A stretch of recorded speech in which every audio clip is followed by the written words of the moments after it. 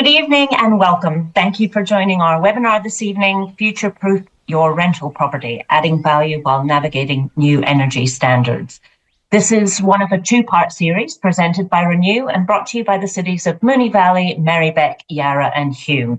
The second webinar, Improved Comfort for Renters Through Higher Energy Efficiency Standards, will be happening on Wednesday, the 27th of November, also at 6:30 till 8 p.m. Just before we begin, I would like to acknowledge the ancestors, elders and families of the Wurundjeri Woiwurrung peoples of the Kulin Nation, who are the traditional custodians of the lands on which we work, and the Bunurong peoples, who are the traditional custodians of the lands from where I joined this evening. I invite you to share from where you are joining today in the chat. As we share our own knowledge practices today, may we pay respect to the deep knowledges embedded within these communities and their custodianship of country. And I pay my respects to their spirits, ancestors, elders, and community members, past and present. So finally, it is my pleasure to welcome Dean Lombard to present this evening. Dean Lombard is a former social worker and an energy specialist who worked for many years with Renew and other not-for-profit environmental and community service organisations to change policies and regulations to better support households in the energy system. He's passionate about helping people and communities take control of their energy needs and make the system work for them. Yeah, thanks, Lucy. And hi, everybody. It's great to see so many people here for this webinar about upgrading properties, thermal performance, energy efficiency, and the new rental standards and how they all fit together. So I will get going. Basically, I'm going to give a presentation and talk through some topics for about 40 minutes, 45 minutes, 40 to 45, which probably means almost 50. And then we have like at least half an hour at the end for a Q&A. So that's why if you put your questions in the Q&A, we'll see which ones we can answer. Yeah, so this is all about rental properties, and it's looking at the intersection between some of the new rental standards, a lot of which are focused on energy performance. And I guess we're looking at reasons why, it can be sort of useful sometimes to get ahead of the curve with some of this stuff and be looking at the longer sort of trajectory in remaining compliant and also upgrading homes to sort of modern standards. And this is the stuff that we're covering. Firstly, why, a bit of the why, and a little detour on energy usage in the home, because I think it's a useful to know thing that a lot of people don't quite realise how much we use energy for different things. Then we'll look at really the two main parts of the energy usage in the home. And one is about the thermal performance of the property, how well it keeps the heat in or out. And the other one is about the appliances that you use for heating, cooling and hot water and the options for those. And there's some of the things that the new rental standards sort of touch on. We're going to take a brief detour around electrification and solar, because a lot of people are interested in these topics, and the electrification one is something that I think a few people have heard of, but maybe need to know a bit more about. And then at the end, we're going to look at resources, which is basically information and as well as sort of financial assistance for actually doing some of these sort of upgrades. So yeah, and in that part, as well as talking about sort of state government programs that exist in terms of financial assistance, there's also some programs that all the councils involved in this are running. So we'll give you some information on those as well. And everything we talk about, we're going to be, we're going to be sort of giving a bit of a higher level sort of view. We don't have time to go into heaps of detail, but hopefully you'll get enough of a clue as to where to go for more detail. So the first question around the why, I reckon these are sort of the main four reasons. One of them obviously is there's this incoming, there's some new quality standards for rental housing that came in a couple of years ago, and there's some more coming down the track. So complying with those is obviously essential, and understanding the trajectory they're coming in helps we actually do it more strategically. But we're also going to look at, I guess, the other things I think that are really good reasons for upgrading either your own house or a rental property. One is that's about, improving the comfort and energy costs of whoever's in the property, whether it's an owner, occupier or a tenant. One is about property value and desirability. And there's one around sort of safety and maintenance as well. And it's good to remember that you know, any upgrades or work that you do on a home that you're earning rental income from is usually tax deductible in one way or another. If it's a capital improvement, it's usually tax deductible as depreciation over time. Work that's classed as repairs or maintenance, you can usually deduct in the year that it happens. I'm not an accountant or a tax expert, but if you've got an accountant or have a look on the ATO website, it's actually got some really useful information there to give you an idea of what sort of expenses are classed as what. So to start with the rental standards, and the broader context for rental standards is that until a few years ago, there were actually no quality standards for rental accommodation at all. In fact, the only sort of quality of housing related rule that there was that a house had to have a smoke alarm. Before the new standards came in a few years ago, you could actually rent out a house without a toilet, without running water, without glass in the windows, and it was actually legal to do that. So I think, and most people obviously don't do that, but there were some pretty terrible properties out there. And, a big drive for these standards was to go, well, maybe we need to sort of set what, the basic sort of standard needs to be. And look, a big part of that also was the growing awareness of some of the issues that were particularly related to poor quality housing. And, that's not all rental properties, it's a subset. But, these issues had become well known by sort of government workers such as, and, emergency services workers, utilities companies, health workers, community support workers, about, health, safety and utilities cost issues for tenants that could cause hardship and illness because of excessive energy usage or inability to manage temperature.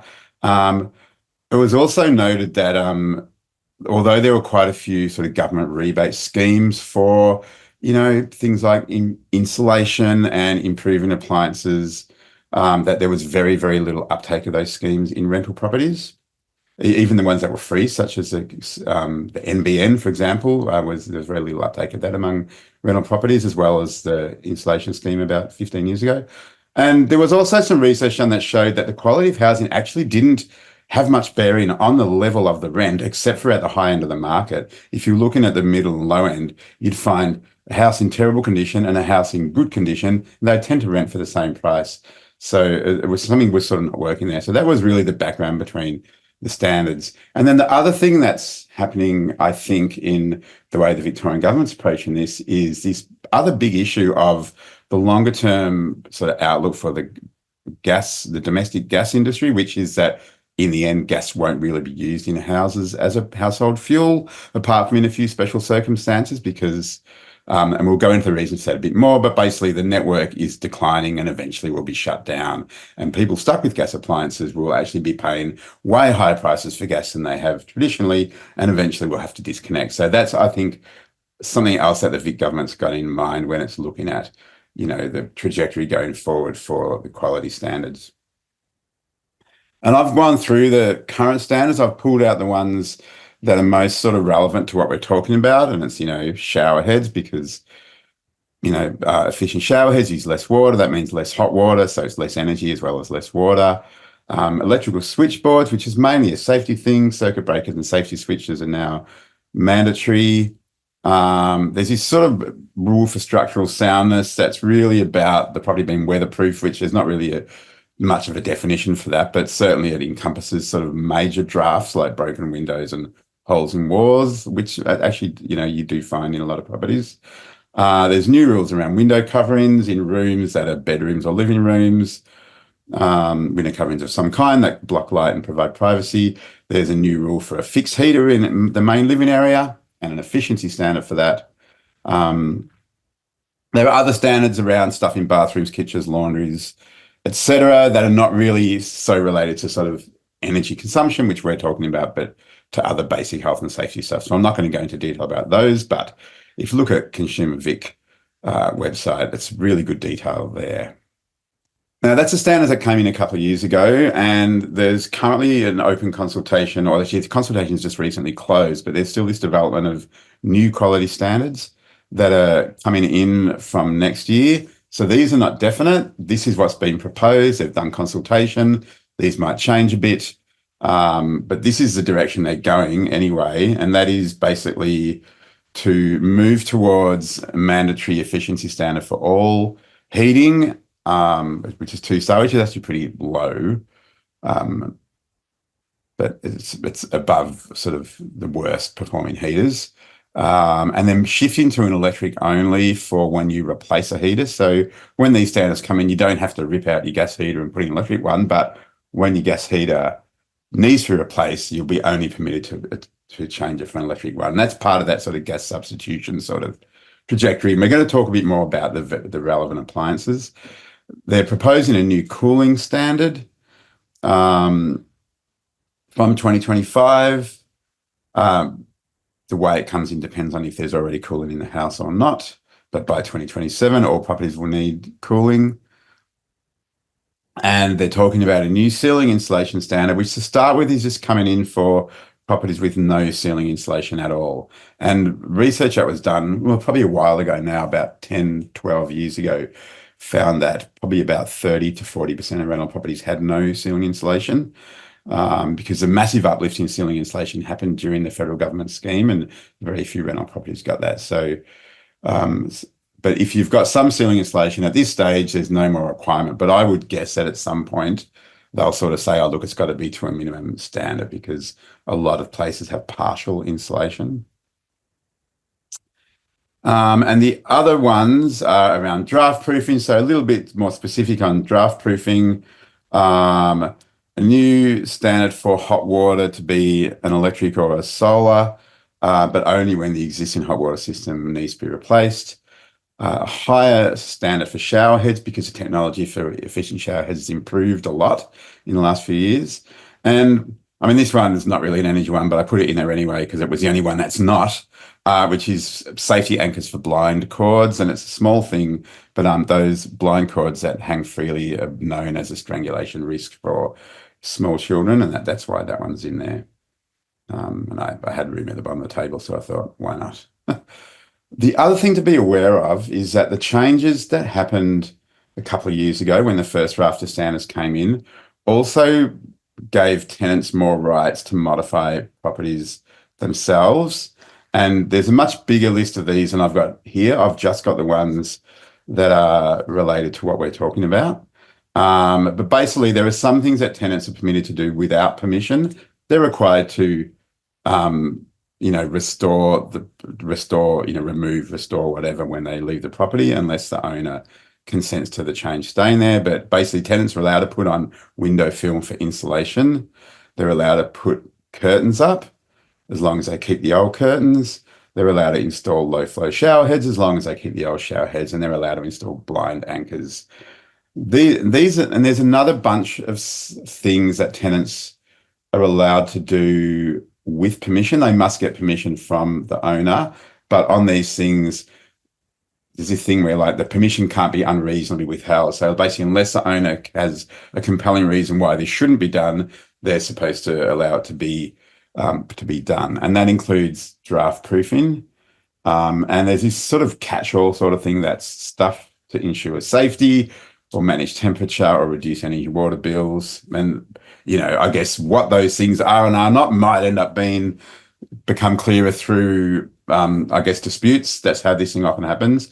But I think the reason I put this up here was because, given that this is a thing, I think that these are all actually pretty basic things to make a house comfortable and keep energy bills down. So as an owner, thinking about these things yourself, it's like, well, if you deal with these issues, then you've actually got more control over how they get done. And there's probably it's less likely that tenants are going to want to go to their own expense to do this stuff if this stuff is already sort of working in the house. So I think that's a useful thing to consider. The other reasons for upgrading a property, irrespective of the regulations, is, I guess, property value, good condition, modern appliances does tend to make a house more desirable.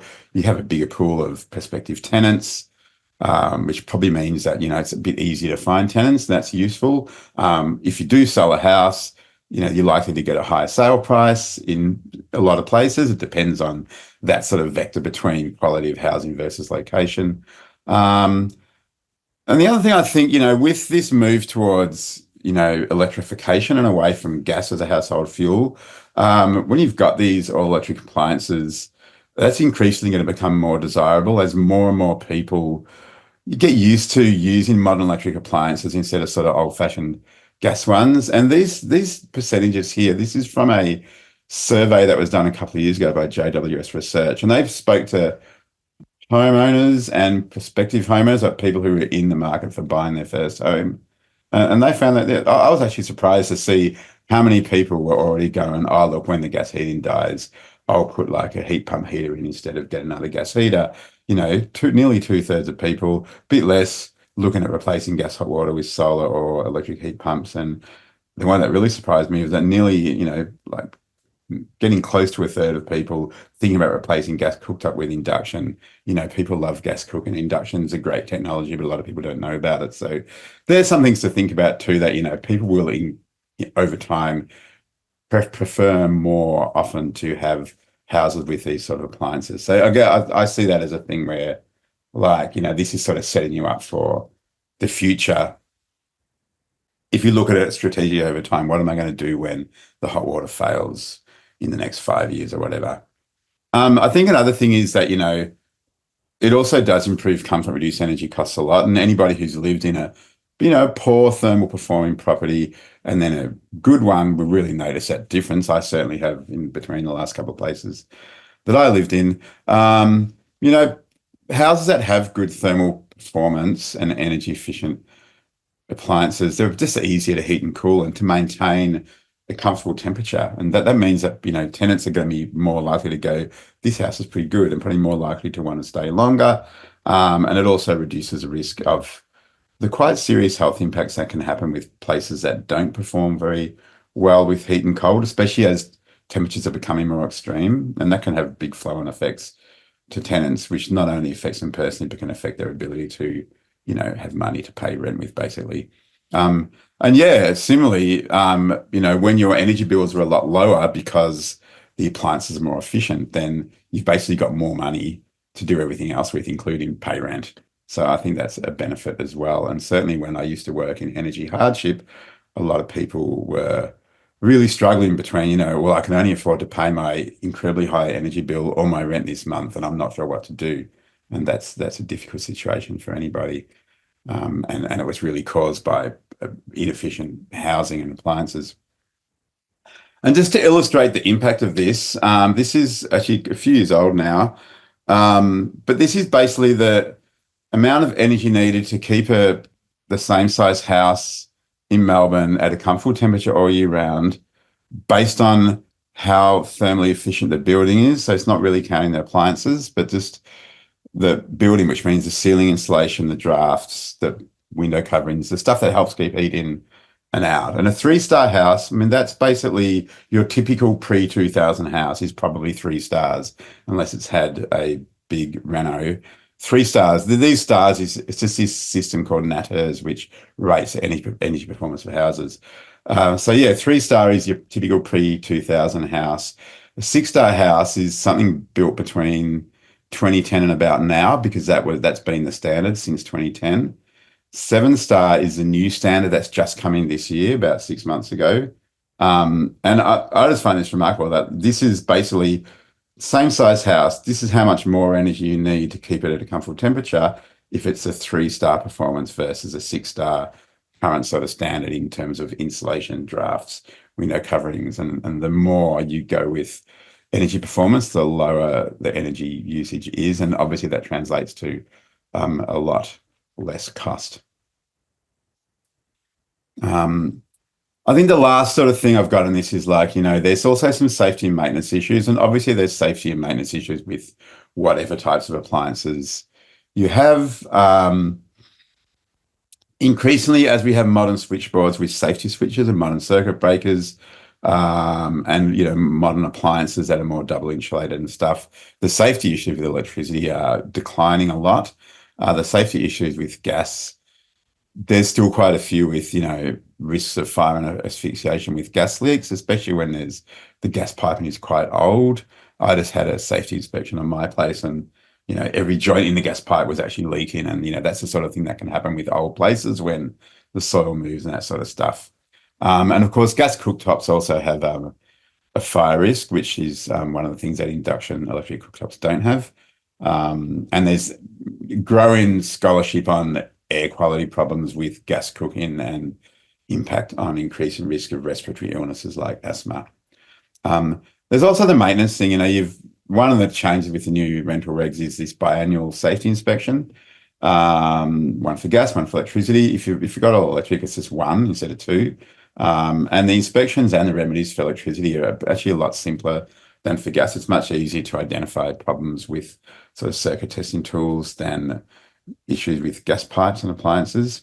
And then the third thing on that is that, as gas appliances become less common because it's declining in sort of popularity, things like inspections, repairs, replacements are all going to become more expensive. So that's, I think, a longer term issue to think about if you're thinking of a longer term trajectory to going all electric. So look, that's in a bit of a nutshell. That was a slightly bigger nutshell than I meant to do. So we'll move on.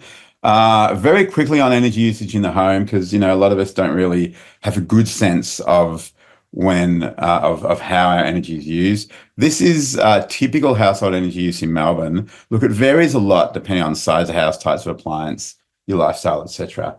But the overwhelmingly big uses of energy in a house are hot water and heating. And you can see that in this chart. So heating, hot water, cooling, they're the big three really for most of it. And together that's about 45 years. It's nearly three quarters. Cooking is actually not very much.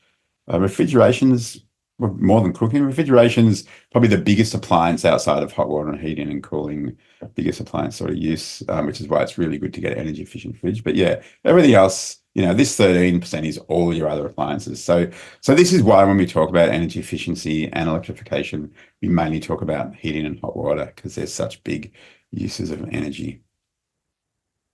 But before we go into the appliances, I just want to talk about the thermal stuff because I think this is really important and that it's in the standards in terms of the insulation that's coming and the window stuff that's sort of already in there and the draft stuff. So basically, if you remember your high school science, there's no such thing as cold.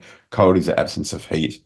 Heat is energy in air or in substances like in atoms, whatever. And heat always goes to where it's colder. That's why, that's why the ice melts in an esky, for example. The heat from the warm bottles that you put in there go into the ice and make it melt. So in winter, you're heating the inside of your house and the heat is trying to get out wherever it can. And most, the biggest majority, the ceiling lets out the most. This is if you've got no insulation. Up to, more than a third. That's why ceiling insulation is such an important part of a house. You lose a lot through windows. You lose a lot through walls too, but when you think that windows, there's much more wall than window, that working on the window area, it actually gives you more results than working on the wall area. You also lose it through leakage, and this is drafts, and you lose some through the floor. That's winter. In summer, it's the opposite. You're trying to keep your house cool. The heat outside's trying to get in. Pretty much the same. Windows are a bigger issue in summer than winter. Ceiling is still the biggest. And then, walls, floors, drafts, air leakage. In summer, I really, after insulation, the main thing you're looking at is windows and yes, out. And we're going to look at windows in a second, so I won't spoil it now. Obviously, there's a lot. The house is a big sort of thing. There's lots of bits to it. It can be hard to figure out what are the best things to do if you're trying to improve the performance. And there's this great program that operates called the Residential Efficiency Scorecard.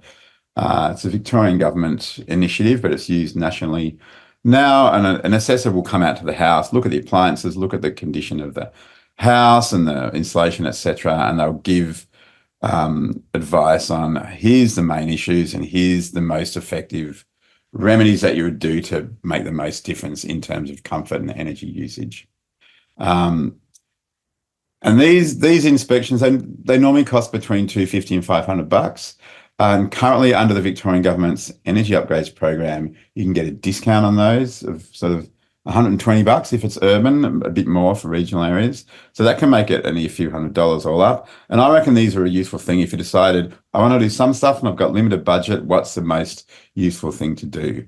And they give you this really good scorecard with, showing, where the energy is being used most, recommending the most useful, cost-effective things to do. So I do recommend thinking about that if you know that your house got some issues and you want to figure out what to do.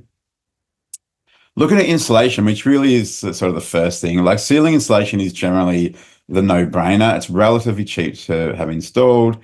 It saves a lot of money in heating and cooling. You've got to make sure this issue of gaps is important. Even small gaps in insulation reduce performance by a lot. In some houses or some parts of houses, ceiling insulation can be tricky if there's none and you've got to retrofit it. Like flat roofs can be a bit more difficult. But if you've got a roof that's, got that sort of ceiling space, it's usually pretty straightforward. Wall insulation also makes a big difference. It's a bit tricky to install, ends up costing a bit more. And in some homes, it's very difficult. It depends on what the walls are made out of. So that's one that certainly it's really worth considering because it makes a big difference in comfort. But yeah, the sort of cost effectiveness of it ultimately will depend a bit on what your house is constructed of and what techniques there are for doing it. So there's something to at least, get more information of with your particular properties and see, where you're at. Floor insulation is sort of lower priority because, carpet on the floor or rugs works pretty well. But it's still useful to do. Especially with timber floors and especially if the home's a bit sort of elevated. And in those cases, when it's more important to do the floor, they're the ones that it's easier to do because if there's room to get under the house, it's much easier to actually install the stuff. Now, I'm going to a bit of a side here on rebates, which is like government programs where they give you discounts on stuff like this. The Victorian Government's been saying for a while that they're going to introduce a rebate scheme for ceiling insulation where they give you, a cashback or a discount price to install insulation. They said it was going to come this year. We're sort of running out of time. Maybe it'll come early next year. Don't know. But at the same time, as I've sort of mentioned, the new forthcoming rental standards are actually expected to come in October next year, and they're expected to have a requirement for ceiling insulation. So there's this thing with an interaction between regulations and these rebate schemes. The way that the most common rebate scheme is set up, which is Victorian energy upgrades, is designed to, it's sort of the discounts you get are based on the energy saving and the emission saving that happens. And the whole basis of it is, this wouldn't have happened if this scheme didn't exist to help promote it and make it easy for people. As soon as something's required by regulation, it's no longer sort of optional. It's mandatory. It's going to happen anyway, no matter what. So those schemes like the Victorian Energy Upgrade Scheme, in the way it's currently configured, they would basically stop applying as soon as something's mandated. Now, it's more likely than not that that'll be the case. Don't know for sure because, they might tweak the scheme a bit. They might offer another sort of thing to encourage it. Don't know, but certainly the way the scheme is set up at the moment, once it's mandated, you can no longer get the rebate. So I reckon that's a good sort of thing to keep in mind if you're thinking of, well, if we're trying to get ready for it, maybe this will be a cheaper way to do it, to sort of get it in before it's mandated, and then access to rebates might be a bit more difficult. And that's a thing to keep in mind with a few of the things where the standard is going to come in and it's going to be mandatory, and there's some rebate schemes and I think that's a good argument, for getting in ahead of the curve. Just want to make a note on ceiling insulation. Look, some people DIY their own ceiling insulation, and it's perfectly legal to do it, but it's not advised because there are some serious safety issues. And, anyone who saw what happened with the federal ceiling insulation scheme about 12 years ago knows that.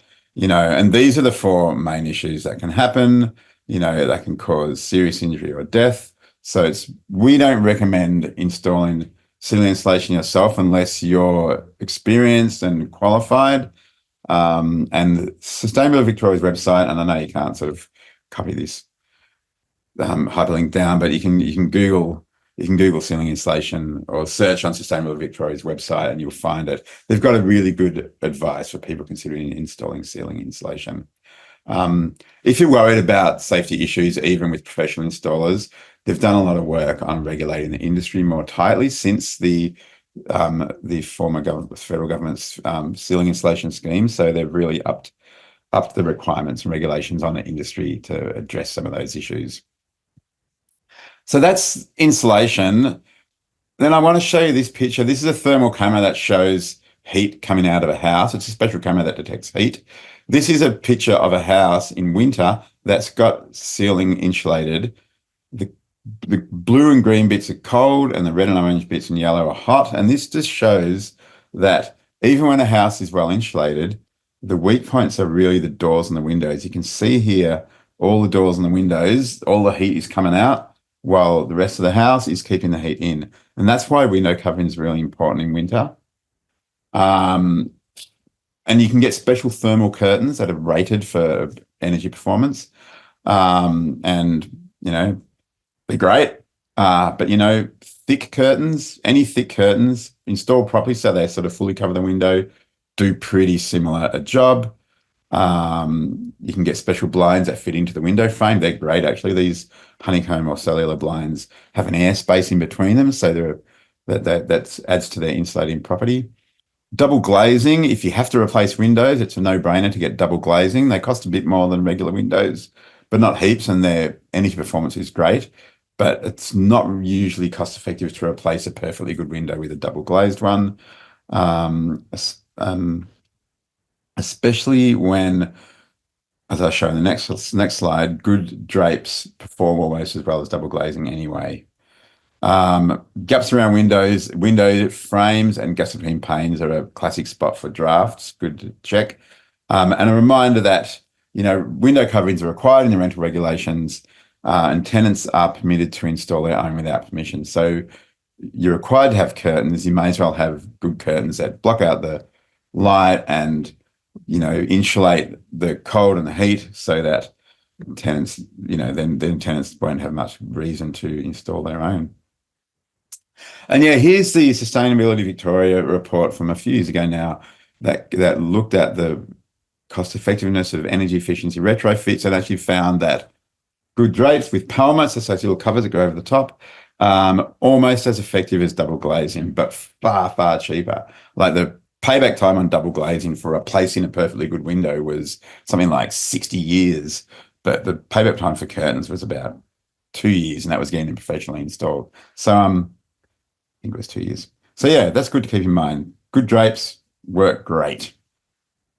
In summer, the issue is less the drapes and it's more sun directly hitting windows from the outside. So you see double glazing, this just shows how much heat gets in a window depending on what sort of window and what sort of treatment it's got.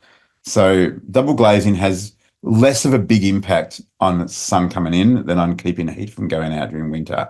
And in fact, drapes actually perform a bit better than double glazing for keeping heat out. Window films are even better, but shading is absolutely the best thing for keeping a house cool in summer if the sun shines on the windows, because the windows just magnify the heat. So some sort of shading on windows is really great in summer. And these diagrams are from the Your Home website. They've got great information on window shading from outside, whether it's sort of permanent sort of shades or retractable shades, and they've all got info about working out the angle of the sun in summer and winter so that you can organize shades so it lets sun in winter to help keep the place warm, but blocks the shade in summer to keep the sun out. You've also got, you know, shading from trees and that sort of stuff. So lots of good information there on the Your Home website. Highly recommend you check it out. And here's just some photos of different solutions for shading. These old school blinds work great, and they've got that nice retro sort of vibe. This is a modern sort of one with slats that you can adjust the angle of. But you can also get things like these that have fixed angles on the slats that are designed for the summer and winter sun height in your area. These shade cloths, you know, they're actually very effective. And this is a guy doing a DIY bulldog clip the shade cloth to the guttering to protect the window in summer. Renew has a great external shading buyer's guide. Google it, you'll find it. It's fantastic. The third thing with thermal performance really of the house is drafts. And as this picture shows you, I think this is from the Your Home website as well, there's a million places in a house where air gets in, air gets out. You notice it if you walk around in bare feet on a windy, cold day. The thing with working on drafts, find the biggest drafts and do them first. They make the most difference. Find the lower down drafts. They have more of an impact on comfort than the higher up drafts. Around skirting boards, floorboards, around doors, windows, pipes, and that sort of stuff. The trick of walking around with bare feet on a windy day or an incense stick is really good. There's lots of options. If you Google, drafts, and there's lots of stuff you can do yourself, or you can get professionals in to do it. But if you find the most noticeable drafts, that usually makes a big difference. I mean, you need some ventilation in the house, and if you deal with the drafts that you can find and identify, that usually means that there's enough smaller gaps left to give the ventilation that's needed. Little slide about thermal mass, just to think about, thermal mass is like concrete or brick that soaks up heat, say, on a hot day. And then when the air cools down, it releases the heat. It's the same thing about the heat going to what's colder. In winter, it's great. You got to, like I got a driveway down the side of my house and a brick wall, sun shines on it, keeps nice and warm, radiates back into the house, as it cools down. Fantastic in winter, can be a problem in summer, as I have in my place. So I have external shading on the outside that can go over the wall and over the driveway on really hot summer days. And that's a thing to think about if a place has got thermal mass, concrete or brick, in a place that the north sun is going to hit in summer, because it can make a huge difference, not just to the house, but to the neighborhood. I mean, there's a lot of research on increase in thermal mass in neighborhoods leading to hotter neighborhoods overall. Look, that's the quick run through the thermal performance stuff. Now I'm going to look at the main appliances: heating, cooling, and hot water. And again, I'll touch on where these are impacted by the standards. I wanted to throw this one in first, and it's useful for your own house, your own home, as well as your rental property. You've seen these star ratings on appliances. This is a whole energy rating system that applies to certain types of appliances, not all appliances, unfortunately.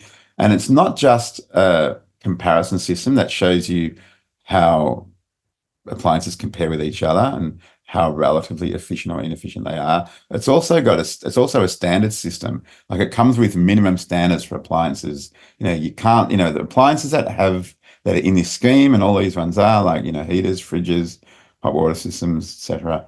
When they're those type of appliances, they have to meet the minimum efficiency standard, and then they have to report how efficient they are. And it really makes a difference. And the numbers that appear here on the thing says how much electricity or gas it uses, or water for the water rating system, how much it uses for a year. So you can actually look at two fridges. That one uses, 300, and that one uses 500. You can multiply it by your electricity price and work out how much extra you're going to pay every year when you buy the slightly cheaper, less efficient appliance.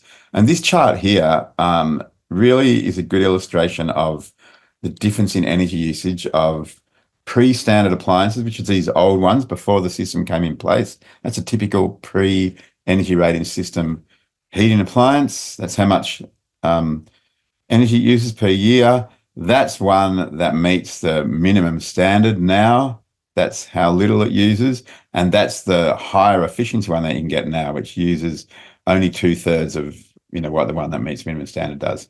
And this is particularly a thing for hot water and heating systems, which again are the two main appliances that you've got in a rental home that are provided by the owner rather than the tenant. So when you've got a really old heating system, really old hot water system, this is the impact that it's having. Huge energy usage compared to a modern efficient appliance. But it's the same for, like, televisions, fridges, stoves, washing machines. Those hand-me-down fridges that are great, they might be costing you 2 or 3 times as much as a modern fridge would. So useful to keep that in mind when you buy any appliance, whether for yourself or for your rental property. These are the main forms of fixed heating. I've probably missed a couple, but these are the most common four in Victoria. These ones are electric, these ones are gas. So the electric ones basically are what in most of the world are called heat pumps. And a heat pump is like a fridge is a heat pump, and a heat pump heater is like a fridge running in reverse. Basically, it's more than 100% efficient. And these split systems typically are 400 to 600% efficient because the electricity it takes to run them is not converted into heat like old-fashioned bar radiators, but the electricity that runs them operates a compressor and a system that extracts ambient heat from the air and puts that in the house. So you actually get more heat output than the heat input. You know, a 600% efficient split system puts out 6 times as much heat energy as the electric energy that it takes to operate it. That's why they're such a cheap form of heating. And yeah, there's a bunch of Victorian Government rebates for split systems at the moment.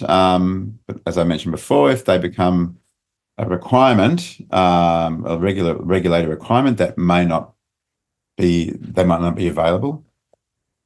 And look, pretty much any split system that heats, and the reverse cycle part of the word, because, you know, we think of these air conditioners, the reverse cycle means it goes in reverse. It heats as well as cools.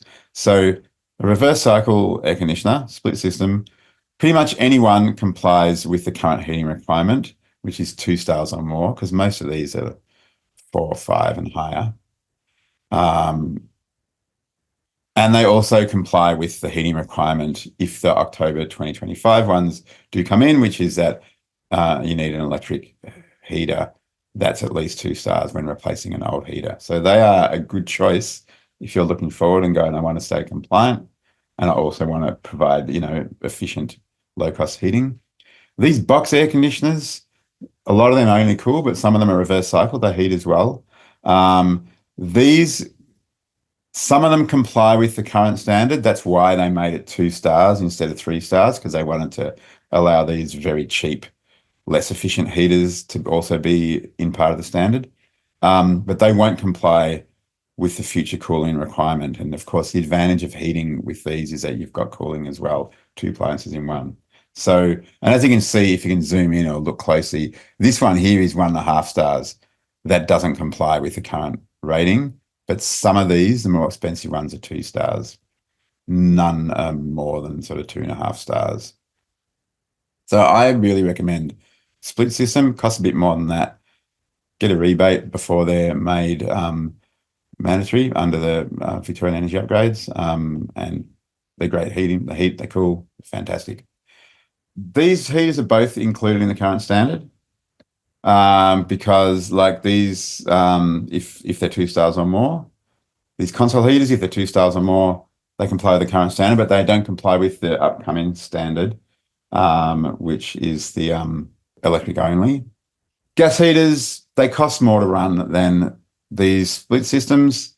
They're about 80% efficient, something like this, if it's in good condition, more emissions than one of these. Ducted heating, this complies even if it doesn't have a star rating system. They made an exemption for ducted heating, but again, it won't comply with the new requirement that's coming because that'll have to be electric only when replacing an old system. As long as the system's still in there, you know, if the system's in there, you'll be allowed to have it, but when you have to replace it, it'll need to be replaced with an electric system. But ducted heating, you know, people love ducted heating. It costs a lot to run. It's much less efficient. The very best brand new ones are maybe as efficient as one of these, but they're mostly less because there's losses in the ducting, and they heat the whole house whether you need it or not, so it uses a lot more. They tend to blow dust around. So yeah, look, you know, people like them. But yeah, if you look in future looking, it's like, well, you know, gas is going to become more and more expensive. So my advice is generally plan to get off the gas when the appliance is due for replacement, but be ready beforehand if the cost is getting too much or if major repairs are required, because it's sort of less value when that happens. Cooling appliances. Now, there's no requirement for cooling at the moment, but there's one coming in if the proposed changes come through towards the end of next year. That's again, I think that's one of the reasons why reverse cycle air conditioner is a great choice for heating, because it meets both the requirements, the heating and the cooling. The requirements have it in the main living area. And these are, again, very efficient. And yeah, definitely the most cost-effective way to comply with the requirements.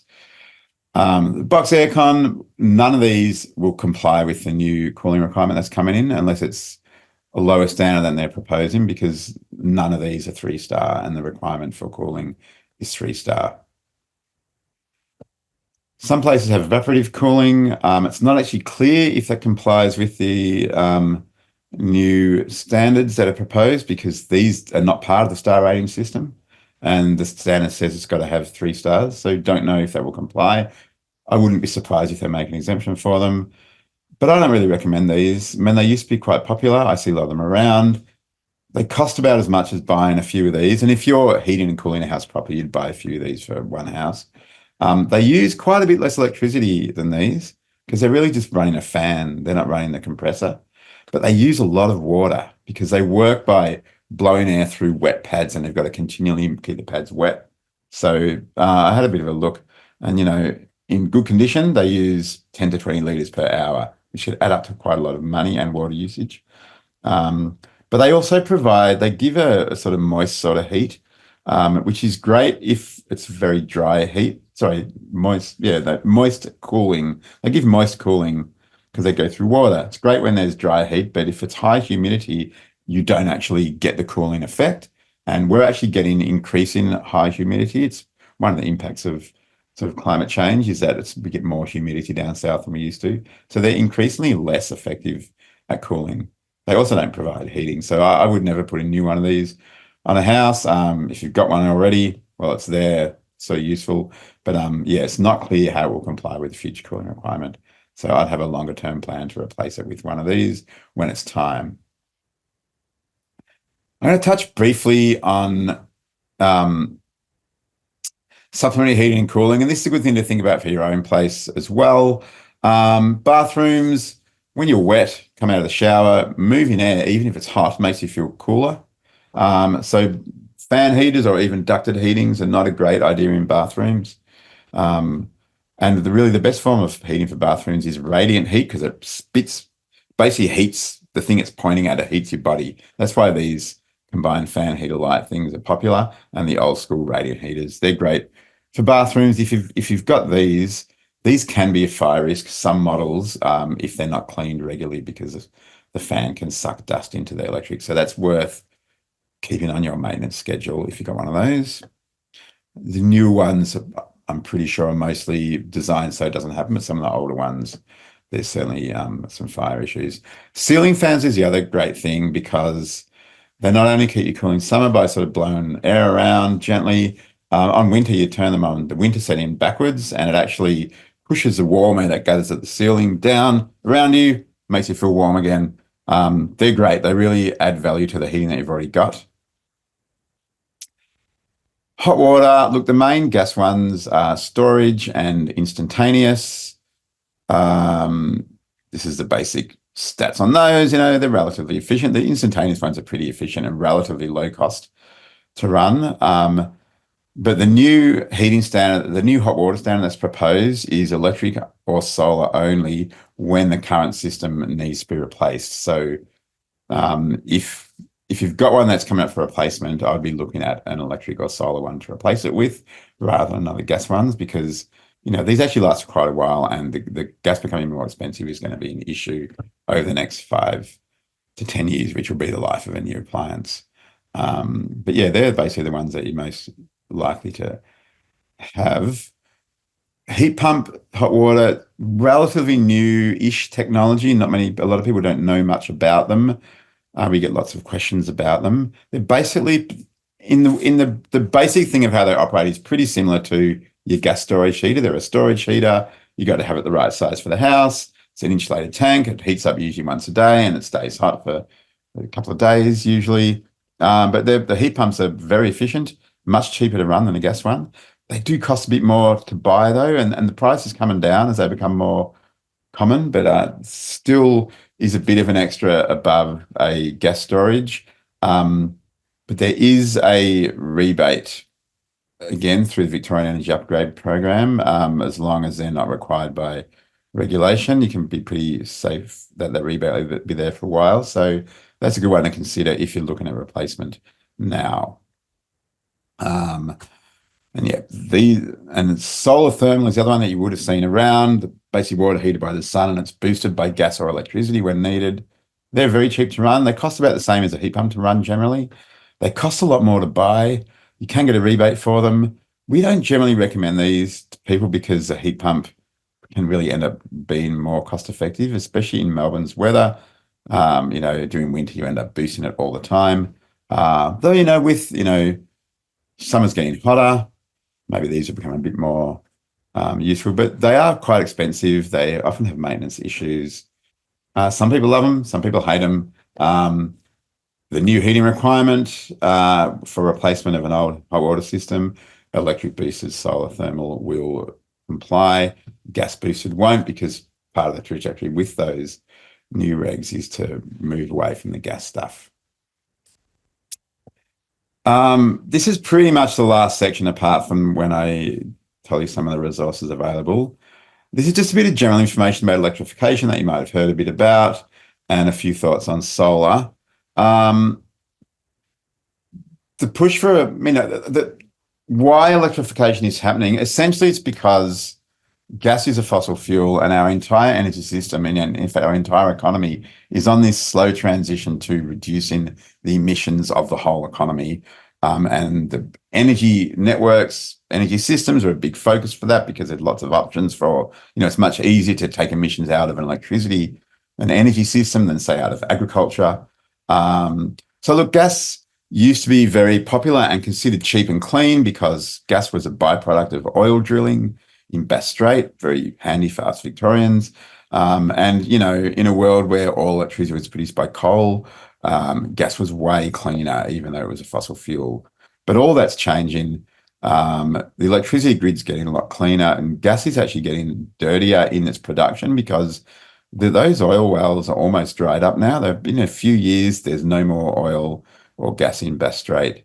And gas mostly now comes from coal seams or fracking, which is more expensive and much more emissions intensive.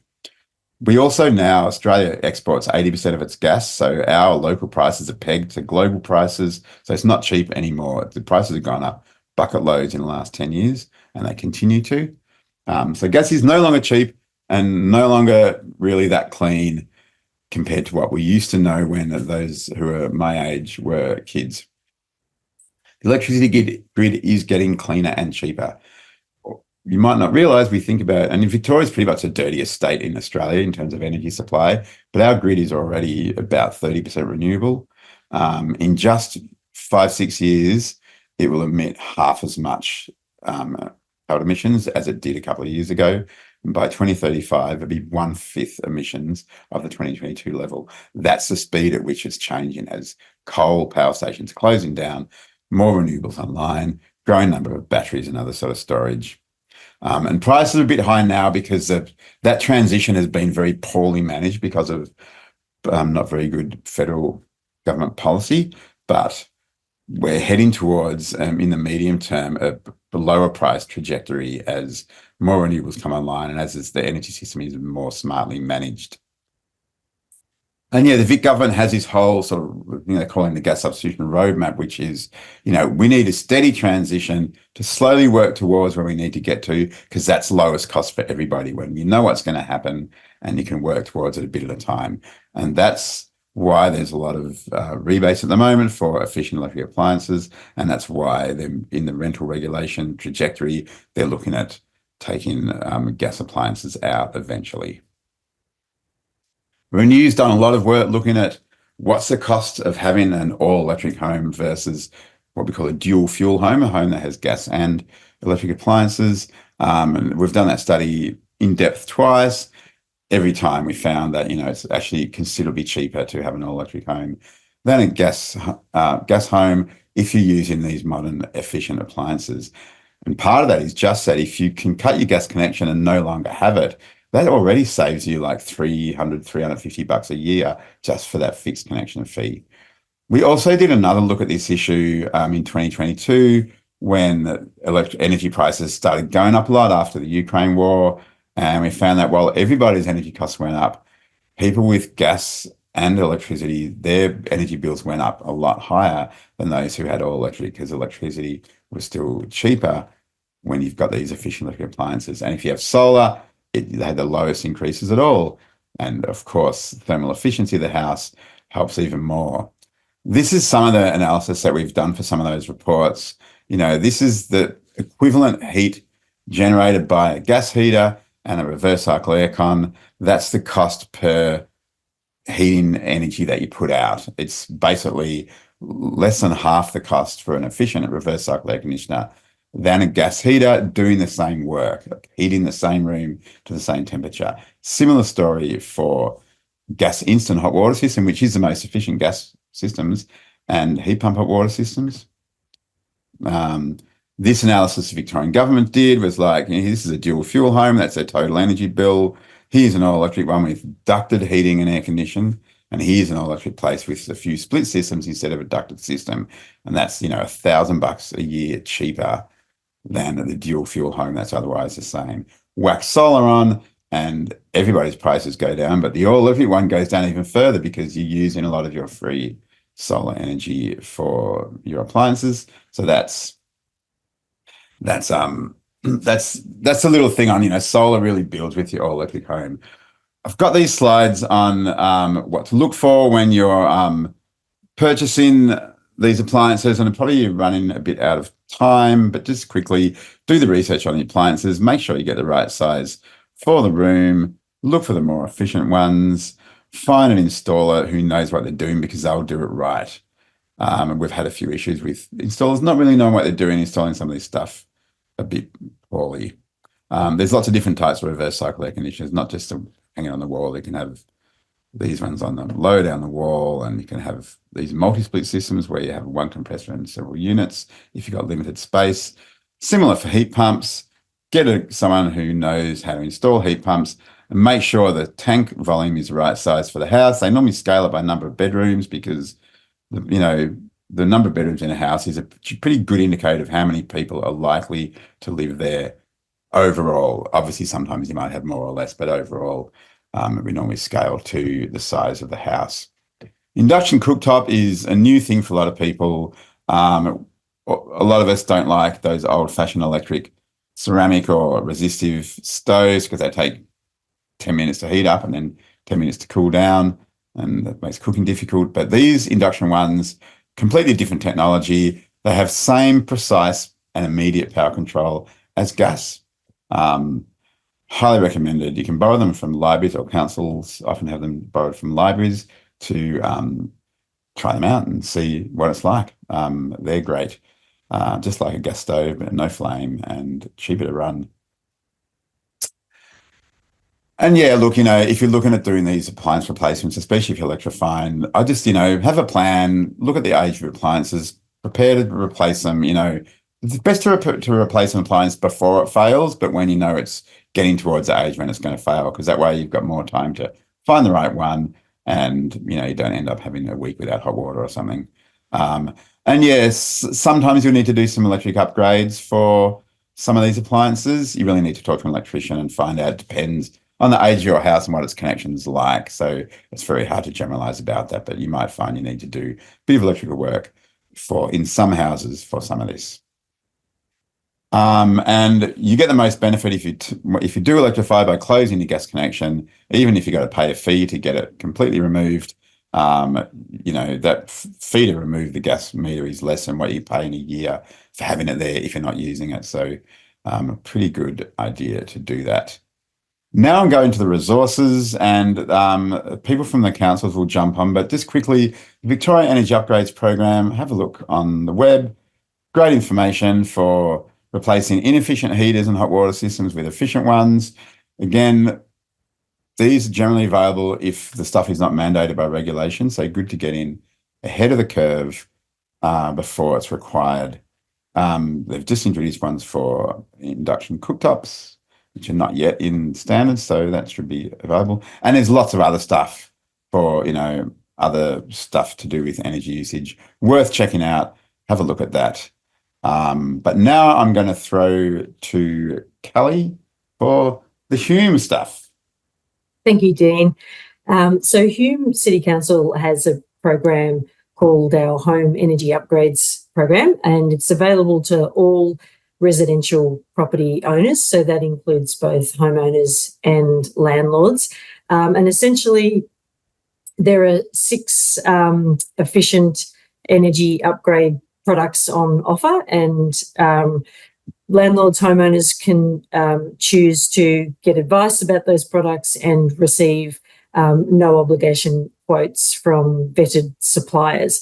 So we partnered with Yarra Energy Foundation, who are a not-for-profit organisation with a lot of home energy expertise, to go out to the market and ask suppliers to put forward their quality and affordable products. As Dean's touched on, you want to look for those reputable installers and brands. So we hear from residents that they often don't know which company to go with and which products are worth installing. So we've tried to take some of that work out of it for Hume property owners. You can see the brands down the right-hand side. But essentially how it works is there's the website there, humeenergyupgrades.org.au, and I'll pop that in the chat in the moment. There's all the information about the products available on the website. And if you know for your property, particularly if you're a landlord, that you'll be looking to replace a split system or hot water, whatever it might be, you can take a look at that information. If you know you want something straight away, you can register and you'll be connected with one of the vetted suppliers, which is Envirogroup and Enviroflex, both reputable Melbourne-based businesses, and you can get free energy efficiency advice from Yarra Energy Foundation if you want some guidance about what you should do to improve the energy performance of your property. There's also assistance to understand and navigate the myriad government rebates that are out there. You heard a bit of that tonight. It can be very hard to understand what applies where. So you get that assistance. And the last thing I'll mention is that there are council rebates, and the details are on the website, but they range between $400 and $1,000. They're usually for concession card holding homeowners, because as a council we want to reduce the upfront cost barriers for people who are, say, on an old age pension or a healthcare concession card. But for those cases where there's a long-term lease in place and the tenant would benefit, then the rebates are applicable for those properties. So you can get in touch about that if you're in that situation. And I'll speak to the Merri-bek slide, I think, Dean, which is next.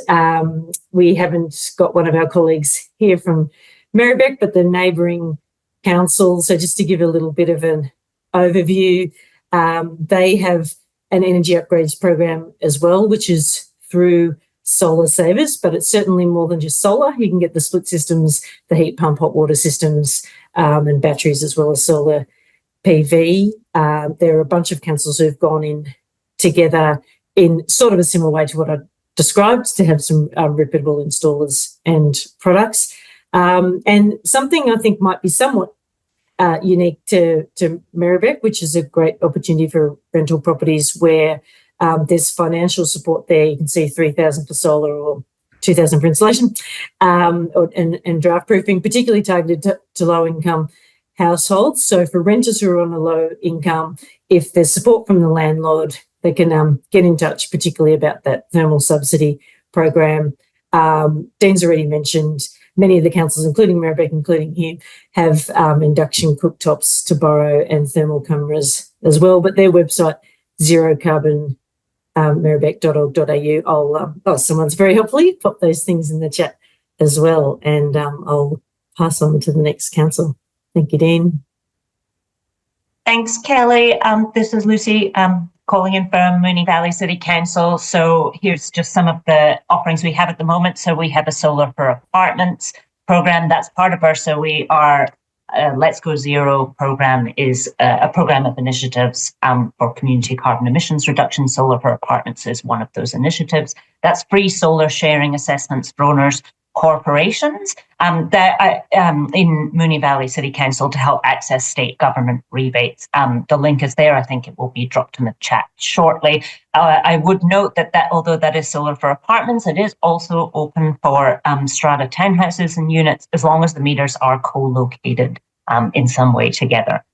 We also have home environment kits and thermal cameras available to hire from our Moonee Valley City Council libraries.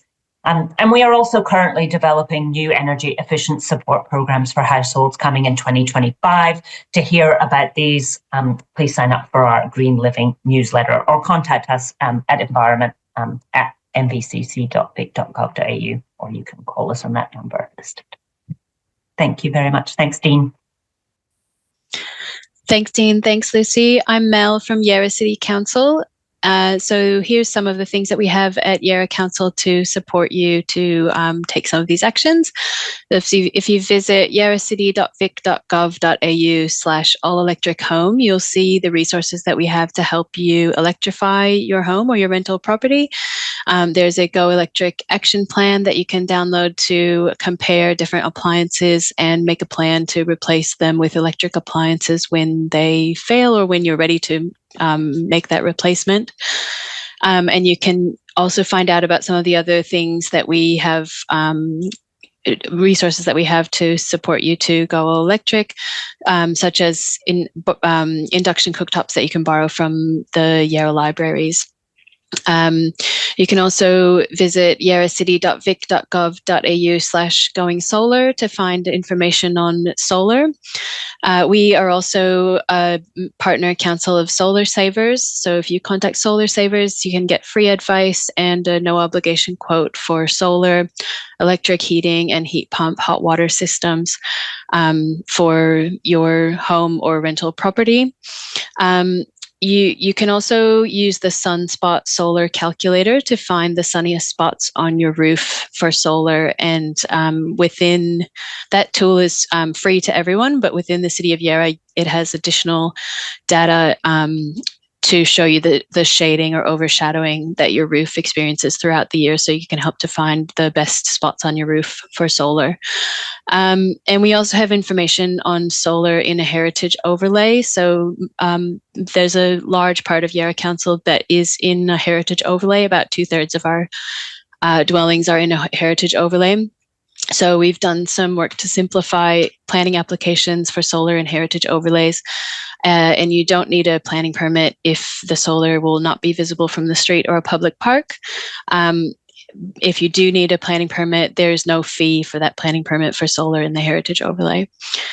There's also some information for solar for rental properties, and we've got a previous webinar that's all about solar for rental properties that you can watch if you're interested in that topic, and some information on solar for apartments at the web address that you see there. So I guess similar to what's already been mentioned, there's the Solar Victoria Solar for Apartments rebate that's available now. And there's also some resources on our website about electrifying your apartment or townhouse and improving sustainability in apartments and strata properties. And I mentioned you can borrow an induction cooktop from our libraries. You can also borrow an energy efficiency kit or a thermal camera to find the areas in your home that are leaking heat or cold. Excuse me, as in that picture that Dean was sharing earlier on with the windows in the house. And if you want to stay up to date, you can subscribe to Yarra Environment News by going to the address there, yarracity.vic.gov.au/climate action, which is also where you can find all of the other links that are shared here.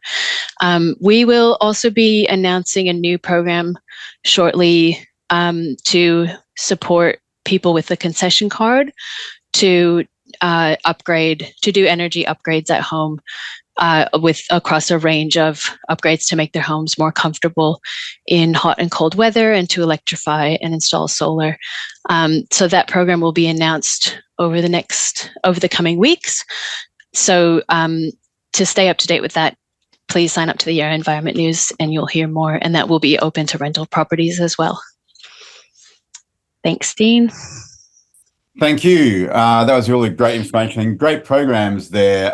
The last one for me to put in here is Renew also has done this Getting Off Gas Toolkit, which has got great stuff about electrifying and all the issues, how to go about it. So do check out gettingoffgastoolkit.com for all that info.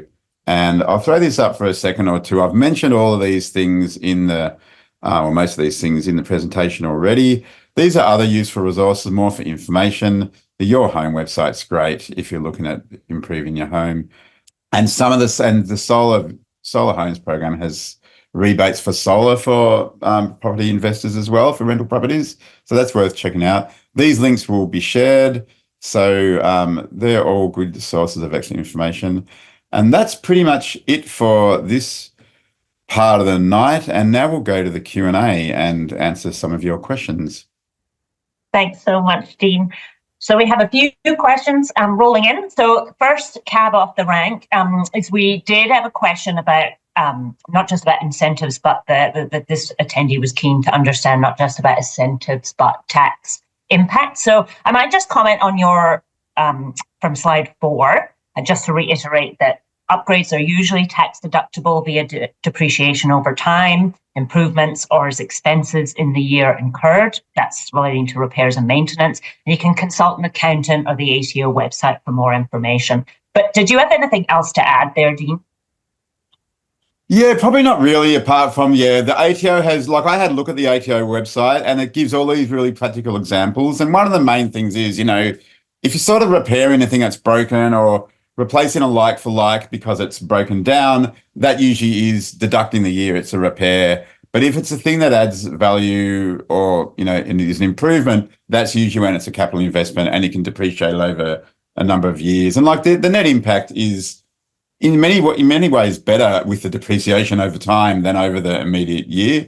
It depends on your situation, and you need to talk to an accountant but look on the ATO website, look up deductions for rental properties, really useful information. Brilliant. Thanks so much, Dean. The new standards are proposed only. Do we have an idea of when a decision might be made regarding these? I haven't. I should have, and I haven't looked at what the timeline is, but the consultation closed in July. The commencement date is supposed to be October, so I would expect early in the new year, probably. If you go to that engage.vic.gov.au website and look up, I didn't even go there. I just sort of Googled, Victoria new rental standards, and I found the engage.vic.gov.au website. That's got all the info. You can see their paper about the options and their rationale, and that has the timeline on there. But good to keep an eye on it. Hopefully property managers will also let people know about this stuff, but I know that sometimes the communication doesn't quite work. So good to keep an eye on it yourself, just to be sure. Brilliant. Thank you. If replacing gas ducted heating, is it worthwhile to use existing ducts and vents and connecting these to a heat pump, or just removing the entire gas ducted heating setup? Great question. And we get asked this a lot in a lot of our webinars because people really like ducted heating, the heat coming in every room. The thing about that, look, generally,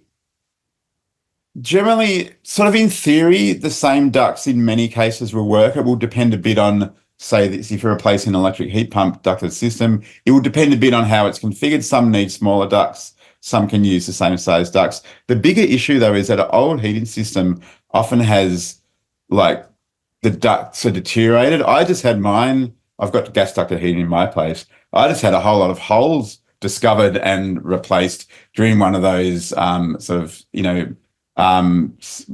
safety inspections. So, that's a real issue with ducts. And you do tend to have a bit of loss of ducts, and those heat pump ducted systems are pretty expensive too. My general recommendation is, if you've got, a relatively large split system in your main living area and then maybe one or two smaller ones in other parts of the home, The cost of installing that is cheaper than getting a ducted heat pump system usually. And if you've got good insulation and window treatment, a few reverse air conditioners scattered around the house gives you pretty much the same sort of, the house is generally feeling pretty warm, but without the overheating that can happen with ducted systems. Because, even though you can turn off the ducts in certain rooms, you can't really turn off more than a couple. Otherwise, the pressure builds up in the system and then you get leaks. So it is technically possible. It depends on the condition of your ducts, but I would seriously think about, can we do this with a few reverse cycle air conditioners and good insulation? Yep. Yeah. Brilliant. All right. Thank you. So throughout your slides and throughout the proposed new standards, there's reference to main living area. Yep. Do we know what main living area refers to? The main living area. I don't know.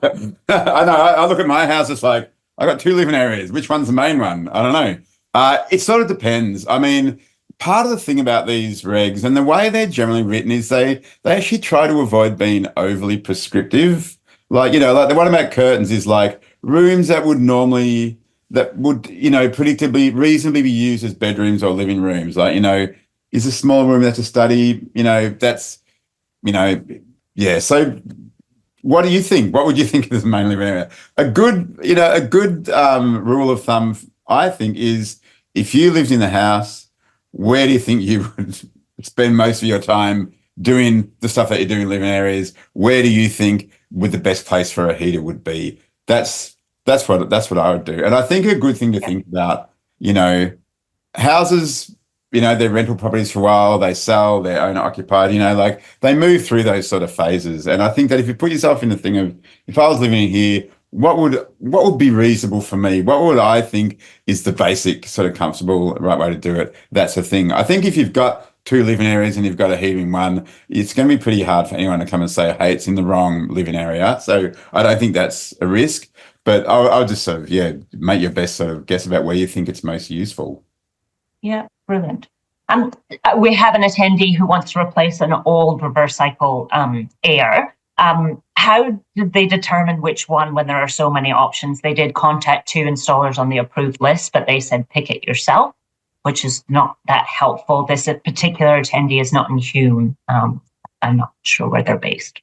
Yeah, so if you're talking about like the brand or model of the unit. I believe that's the case. Yeah, look, that is a tricky one because, you can look at the specs online and if you know a lot about them, you can sort of figure out which are the good ones and value for money. But if you know a bit less about it, maybe not.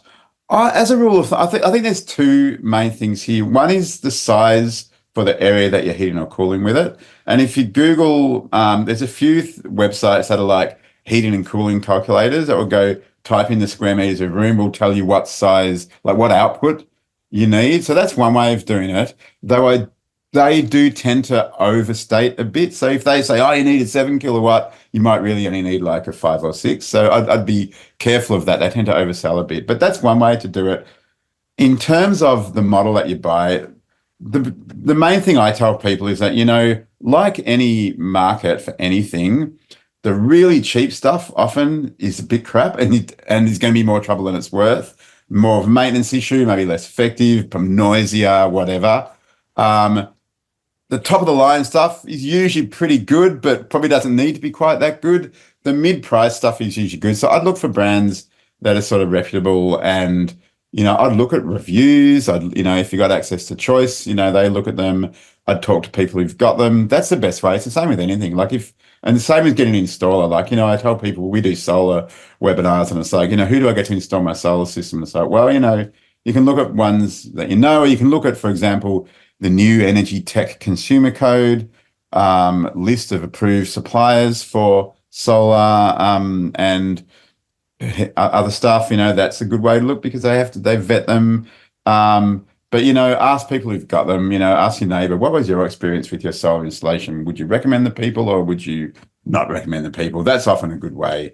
But certainly in terms of model, I think there was a few things on the slide about look at the noise level, especially if you're in a build-up area because there can be noise restrictions and some of the cheaper ones are quite noisy.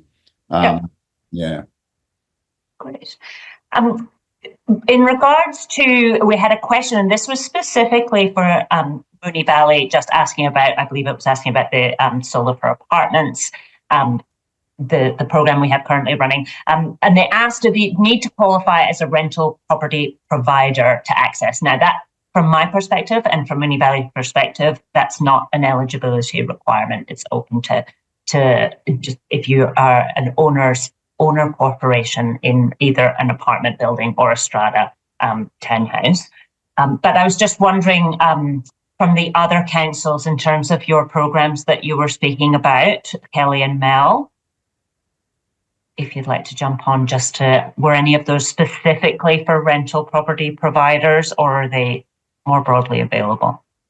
So our program is available more broadly. So as I mentioned, residential property owners in Hume can take up the program with additional targeted rebates for concession card holders or where there's a long-term lease in place.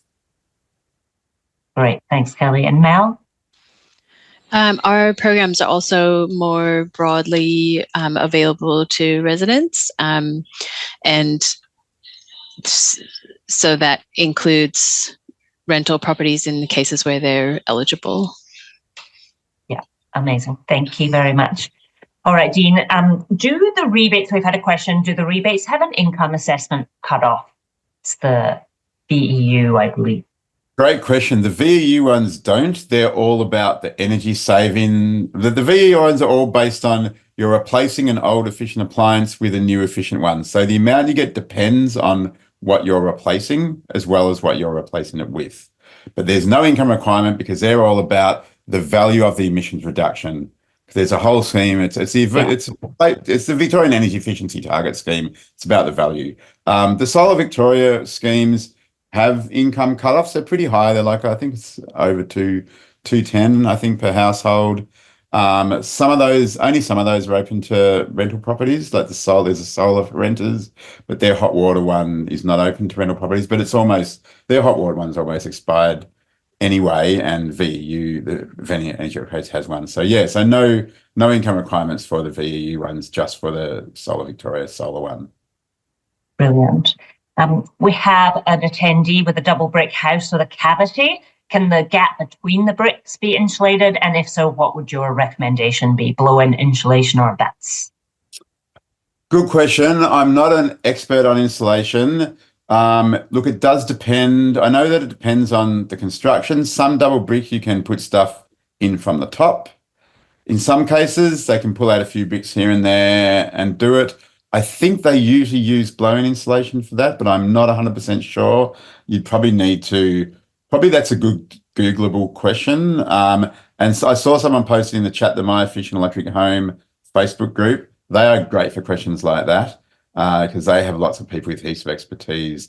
But if you find a good, reliable insulation person, they can give you a good one. And like one thing I'd suggest for something like that, especially, is if you're looking for someone to do wall insulation, which is more specialized in ceiling, I would look for a company that does different types of wall insulation, not just one type. Because if they just do one type, they're going to say, yep, our types are right for you. Whereas if they do different types, then they'll sort of go, you're actually better off with this one. So I think that's a good rule of thumb for that. But yeah, the My Efficient Home is great for that. And the Your Home website also, yourhome.gov.au, it's a mine of information. It's so good. And I know that they'll have that question. They'll answer that question on there.